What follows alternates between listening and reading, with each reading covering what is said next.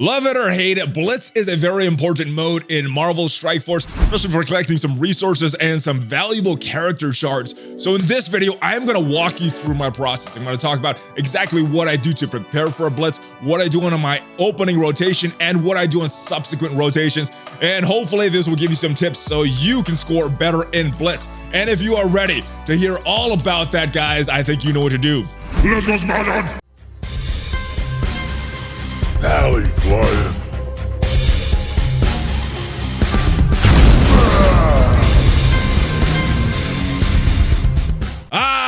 What is up, Valley Maniacs? ValleyFlyin here.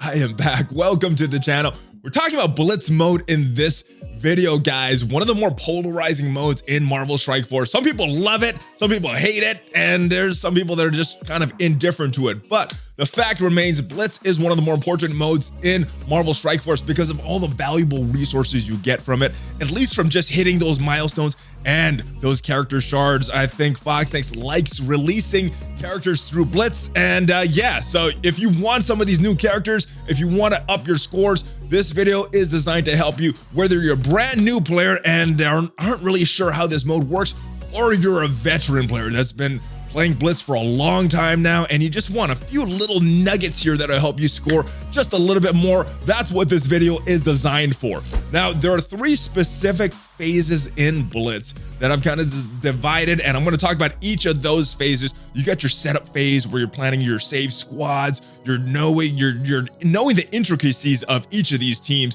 so you know what teams they could go against, what team they work well against, what teams they don't, what teams you want to avoid with each of these teams. So I think that's a very important phase. The next phase is your initial rotation, maximizing the use of your charges from your challenges and your daily objectives. And then there's that last phase. This is the one that takes the most time. It's that grind. How do you grind all these subsequent rotations? How do you find the opponents? How do you score the most? Well, I'm going to talk about all of those. So let's get to that initial phase, guys. All right, guys, so here we are. We're looking at my save squads, and there's a few ways that you could use these save squads. I like to use it for Blitz. I think this is a very important part of that setup phase for Blitz if you want to be scoring high and being very efficient with your time. So having all your save squads in here filled out is very important for Blitz, and having it organized in a way that makes sense for you. I'm going to talk about how I organize it, and maybe that is something that makes sense for you, or maybe you have some other method that really makes sense for you. But having it organized in a logical way for yourself is very important. Now, there's a few different ways that you could use your save squads. I like to use my save squads for Blitz. Some people like to use it for war. Some people like to use it for different raid teams.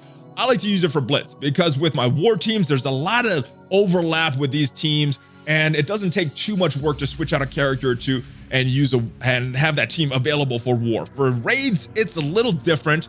A lot of times on these nodes, I'm end up using these same characters, and some of these Greek raids, you could use some of these full teams as well. So there is a little bit of overlap, but yeah, at the end of the day, I choose these guys manually. I use the raid teams manually, and I just use my Blitz teams in the save squads. All right, let's talk about building these save squads, because I think the consensus for a long time was to have each of these characters with their total power around the same. But as you can see with my BKT team, this team works very well. Minerva 47K, Rocket 62K, big jump there.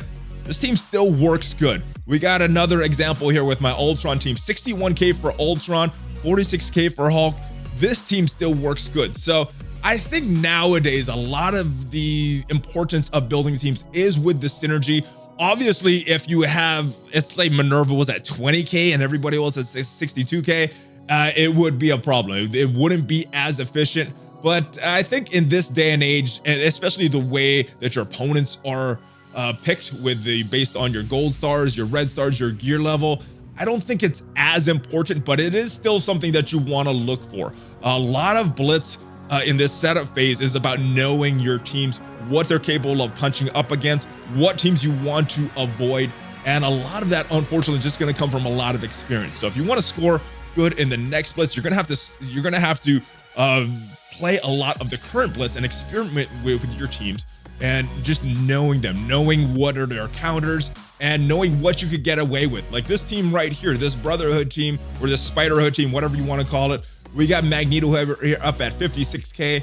Carnage down at 39k. This team still works good. So I think it is important, just not as important as it was back in the day. But let me go over my save squads and kind of what is going through my head when I am in a Blitz battle. So the first few, and as you can see, I have them organized by collection power. 289 for my BKT, very low actually compared to a lot of the teams that I see. And going all the way down right here to Sinister 6, 159. Now it starts over again because these are the teams right here. These 3 teams down at the bottom, they can't win at tier 8 with the way I have them built right now. And I just don't have the interest in building up these characters. So fully capable of winning on mostly auto all the way up to tier 6, but these are the ones that are the tier 8 teams. Now, knowing your teams, I talked about that a little bit, is very important. Knowing what they could punch up against and what they can do. Some teams can fully auto on tier 8.3, other teams you need to play it manually, and other teams you need to drop down to tier 8 to win. So BKT, you could play it on auto after the first few moves, but this is a very good team. They win at tier 8.3, no problem, with the right opponent. Not as capable when you're punching up against a meta team. Same thing with Ultron. Ultron used to be a full auto team. I find myself having to play this team more and more since they switched up the criteria for your Blitz opponents, but still very capable. I do need to play this team on auto though, especially using Mantis's move and working the taunts of the rest of these 3 characters, right? So it takes the pressure off of Ultron as much as possible. X-Men, full auto, doesn't really matter who their opponent is. Just find the highest score that you could get and use the X-Men. Shield, I do need to be careful with their opponents as well. Not capable of beating all the meta teams, but it's capable of punching up a lot with a non-synergized team. This Spider Hood is a very, very good team as well. Lots of debuffs all around. A lot of good synergy, even though their tags don't match. And yes, fully capable of winning at 8.3 and auto, and depending on who the team is. If that team does not have a way to remove all the debuffs you're placing on them, they can fully auto that team. Wakanda, you got to be a little careful with Wakanda as well. They could auto some teams at tier 8.3, but against a synergized team or one of the meta teams, you want to avoid them with Wakanda. This is a good team as well. I still am not sure if I want to keep Captain Marvel right here, but very, very good team. Again, another 8.3 team, not fully auto. This is one that is a fully auto team with the power armor. The AI doesn't use the moves in the right order, but even with that, they still are capable of autoing at tier 8.3. Fantastic Four, strong team. After the first few moves, I could put this team on full auto.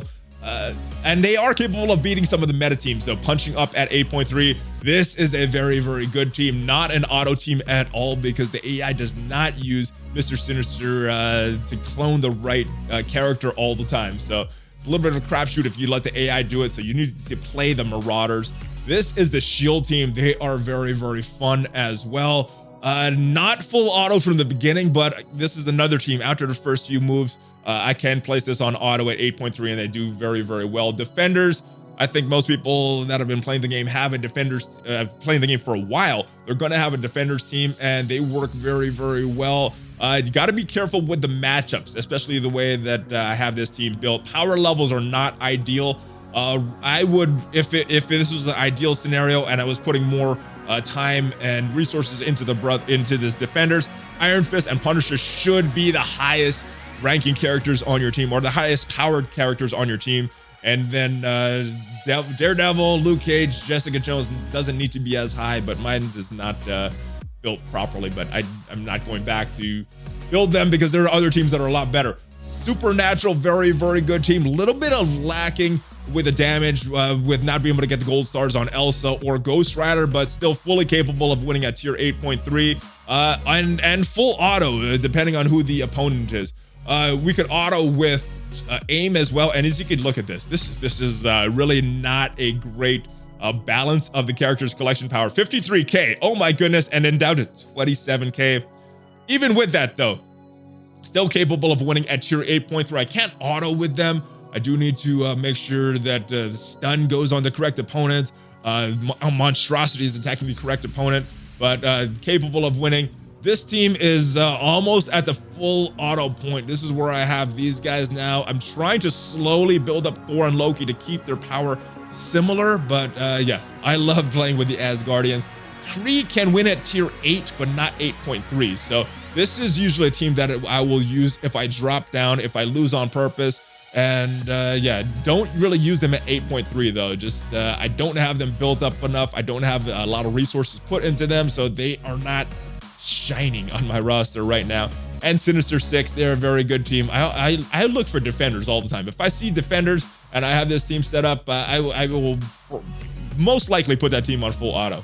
And once in a while win, once in a while don't. These teams are tier 6 teams. So that is what my setup looks like for Blitz. Let's talk about that initial rotation though, guys. All right, guys, so let's talk about that initial rotation. This is the phase that for myself takes the longest. The subsequent rotations don't take as much because I'm not using my entire roster, but with this initial rotation, I am trying to use my entire roster, building as many teams as possible. And I'm gonna start at the bottom. I'm gonna use my weakest team possible, because the way Blitz works, you have 8 tiers. You have tier 1, which has the lowest multiplier, and then you have tier 8, which has the highest multiplier. So what you want to do with this initial rotation is get as close to tier 8 as possible. And for that, I like to go down to the bottom of my roster and use my weakest teams first. My weakest teams go on tier 1, and then as they get stronger, they go higher in tiers, because as you raise in tiers, you're getting a higher multiplier, but you're also getting harder and harder opponents. So my weakest teams, they can't really beat a lot of teams except at tier 1. So that's when I use them, and then I just work my way up to these teams that aren't into save squads. And once I finish them, I go to my save squads. And like I said, normally I go from low to high as far as collection power on the teams, but there's a little bit of difference with my save squads, because like I said, there's some teams that are fully capable of winning at tier 8, and there's just teams down here that are not. So as you can see right here, this villain team has a lot more collection power than this Sinister Six team. I know it's more efficient if I use these teams first, but because I want to auto as much of that initial rotation as possible, I start with this hand team, then I go to this mixed team, and then I go to this villains team, and then I go to these other save squads right here and work my way up. So after I go through these non-8 teams, then I'm going to go to the weakest one of my tier 8 teams, which is this Sinister Six, and I'm going to work my way up collection power by collection power and get to my strongest team. And going through one rotation normally takes me to about tier 6 or so, and I'm just short of that initial milestone. So one of the most important things with that initial rotation is how to use this Blitz energy efficiently. Every time a new Blitz starts, you have challenges, and you have this medical supply run where you're going to get 270 Blitz charges. You also have an achievement every single day by beating villain campaigns with another 100 Blitz energy, and that'll give you 370 total Blitz energy that you have to use, which is a little less than 15 extra battles that you have to use for teams if you're doing them with a 25 Blitz energy cost. So there's a few different ways that you could use that Blitz energy. I know some people like to use everything on their initial run, and I end up doing that a lot as well, just because sometimes I'm not able to get multiple runs before the game resets. So that is a way, but I think it's more efficient to use it on your second and third runs because of that Blitz multiplier. If you can get to tier 8 and use all of your Blitz energy on tier 8, that is going to get you more scores. But if you know you're not going to be able to get multiple rotations before that reset happens, it's probably going to be more efficient for you to use all of your Blitz charges on that initial run. So it's about 15 extra battles that you need to do with your teams, and if you do 3 battles per team at the 25 energy cost, that's about 5 teams that you need to do extra battles with if you're just going for the most efficiency. And my suggestion would be to use your highest power teams, because they are going to score you the most possible points. Once in a while, it makes sense to not do it because you're not getting the right matchup, but if everything goes in your favor, I think it makes the most sense that you just pick your 5 highest power teams and use all of your charges with those teams. All right, so you've gotten through your initial rotation, you've used teams multiple times to use up that Blitz charges. Now it's time to score some points with your subsequent runs. This is the grindiest part of Blitz. This is the part that takes the most time total over the span of that 3-day Blitz or 1-day Blitz or whatever Blitz you are running. But this is where you're going to score the most points. So it comes down to finding the right matchups That's why it goes back to that setup phase where you knowing your teams. Now, when I do my initial rotation, I'm going from weakest team to highest power team. When I do my subsequent rotations, I'm going from my highest power teams to my weakest power teams in an ideal world if I can find good match for them. Now, the reason for that is sometimes in my subsequent rotations, I can't go through my entire roster of all my tier 8 teams. So I want to go in with the teams that I know can score the most, putting up the points so that if I have to leave, if I get interrupted, if I'm doing something else, that at least I put that score up. And that's what I would recommend for subsequent rotations if you could find the good matchups. So let's talk about how I find good matchups. So when choosing teams, guys, it's very important to know that the team that you go in with is what the opponent's score is going to be based on. So let's say, for example, I went in with this BKT team. The opponents that I would see are going to be about 86, 87,000. That's a score that I could put up if I win with this team. If I go in with X-Men, I'm going to see about a 77, 78,000 team. But if I go in with this BKT team first, I'm going to see that team right there, 86K, 86, 86. Now, if I can't win with this team, I'm going to choose a different team that is around that power level that I could win. So this is actually a team that I might be able to beat with BKT. This team I know I could beat with BKT and score that 86, and I don't want to fight this. This is one that could go either way. So if, let's say, for example, all the matchups were bad, what I'm going to do is go into change team, and then I'm going to go and look at my X-Men team. Now, normally this should be a team that scores about 77, 78,000 points per battle, but because the power levels are similar, if I go in with X-Men, you're going to see the exact same teams. There's that 86K, and this is a team that this X-Men could fully auto. So I like that matchup. This is a full auto, and this is another full auto. So if I didn't have any good matchups with BKT, I would fully auto this. Now, let's say that I've already used my charges for this X-Men team, and I couldn't find a good matchup with BKT. That's when I'm going to go down. I'm going to go to my lower teams that have different collection power, and about 20, 30,000 power difference is when you're going to start to see different teams. So those 86K teams we saw from BKT, if I go down to right here, let's say Wakanda, I'm going to see a whole new set of teams, probably around 70K or so. Yeah, 72,000. All of these are based on this Wakandan team. And if I go choose a team around Wakanda in my save squads, so if we go back to Wakanda and I choose this team right here, we're going to see those exact same teams. Now, keep that in mind, guys, when you're choosing your opponents. So that's how you can kind of choose your matchups, guys, and choose the scores of your opponents and get more opponents there by going up and down your roster in your save squads, which is why it's very important to know your teams, know what your teams are capable of. When I'm going with X-Men, I hardly ever use that 77 team. I'm usually going for I'm using one of my higher powered save squads, going in, finding opponents that score a little bit more, and then dropping down and finding an opponent for that X-Men because they're going to score more. On the flip side, there's other teams that I know that can't do that, and they can't win at their current level, like Defenders or Wakanda. So I'll go in with a weaker power team, 20,000 less power, and finding a slightly less matchup, not scoring as much with Defenders or Wakanda, but it is a win and I am scoring. So finding these matchups, finding the right matchups for you, and finding the ways that you can maximize your score, knowing your teams, very important. So those are my tips for Blitz. I hope some of these tips are new for you and helps you. And if you have any other tips that I did not mention that could help the rest of the players in the community, let me know in the comments, guys. I hope you guys enjoyed this video. I hope it is helpful for you. If it was, subscribe to the channel, join the notification squad, ring that bell so you can get notified every time a new video comes out. There's some links down below that support the channel. You got Valley merch, you got Patreon. There's links to other games that I play, my other channel, ValleyFlyin 76. And make sure that you check me out on social media, Facebook, Twitter, Instagram. I will see you next time. Hulk fist bump, baby. ValleyFlyin out.